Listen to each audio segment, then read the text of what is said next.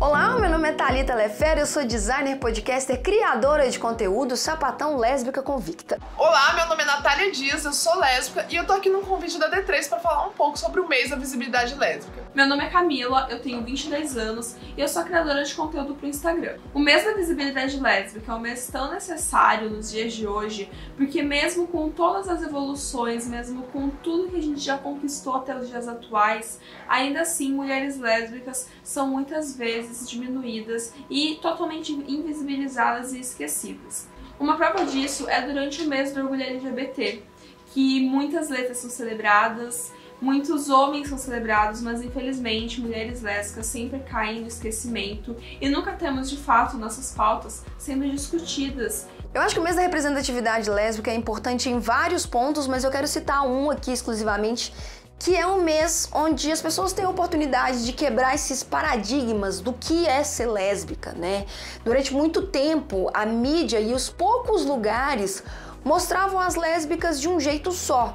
Então eu acho que isso ajudou a construir um imaginário coletivo de como as lésbicas são. Eu acho que hoje em dia ele assume um papel de luta e um papel de mostrar que existem lésbicas de todas as áreas, em todos os cantos, de forma que isso seja natural e que para pessoas que estão descobrindo a sua sexualidade, se descobrindo lésbica, seja uma forma delas se entenderem melhor. Nesse mês de agosto, eu e mais várias mulheres lésbicas tivemos como intuito levar de fato informação, levar conteúdo e mostrar que nós não estamos sozinhas e que tem muitas outras lésbicas que também se sentem extremamente diminuídas, mas que juntas nós podemos sim ter um lugar seguro e um lugar em que a gente possa discutir sobre todas as pautas, sobre lesbocídio, sobre lesbofobia.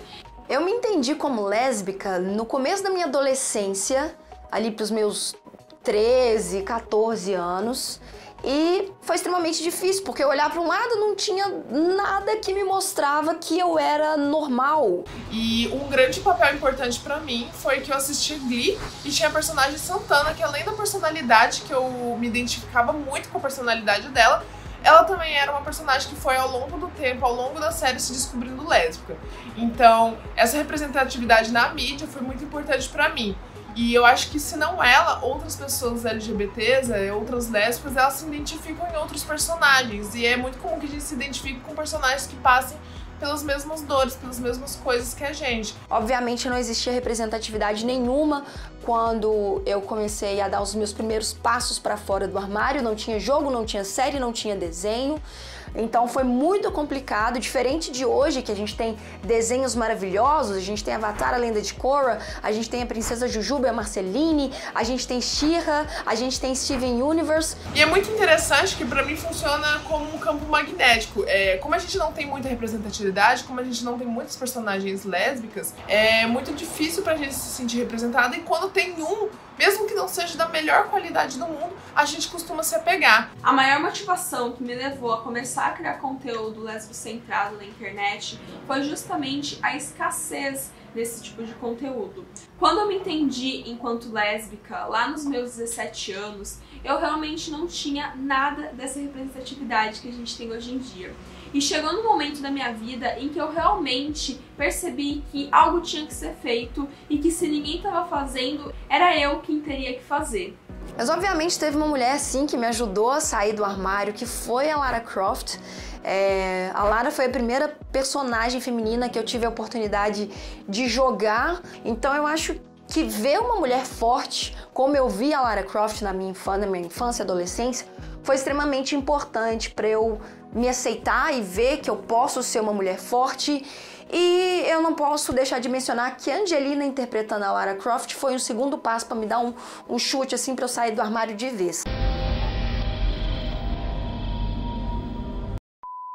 Eu achei realmente incrível quando eu fiquei sabendo do lançamento de The Last of Us, porque eu não imaginava que fossem fazer um jogo tão bem feito, um jogo tão jogado e tão importante e relevante com uma personagem principal lésbica. E melhor ainda, não sexualizada, porque é comum que a gente veja lésbicas por aí, mas que são tratadas apenas como um fetiche masculino. Nesses últimos tempos, o jogo que eu mais joguei, assim, que eu gostei muito da narrativa, apesar de ser um jogo mais sobre história, foi A Summer's End, que é um jogo sobre uma mulher que se descobre apaixonada por outra mulher. E é uma história que tem uma ilustração muito bonita, é um jogo muito bonito, tem toda uma vibe anos 80, neon. E desde então eu fui pesquisar outros jogos com a temática LGBT, e sempre que eu ia na Steam e usava a tag LGBT, tudo era muito fetichizado, era muito sexual. Nos jogos ainda eu acho que a gente tem um longo caminho pela frente, mas é um caminho que está começando a se abrir. Então a gente teve Life is Strange trazendo um pouco dessa discussão. A gente teve o remake de Lara Croft que, querendo ou não, passou por uma revitalização, né, de estereótipos. A gente tem as personagens do Overwatch que também estão trazendo essa discussão.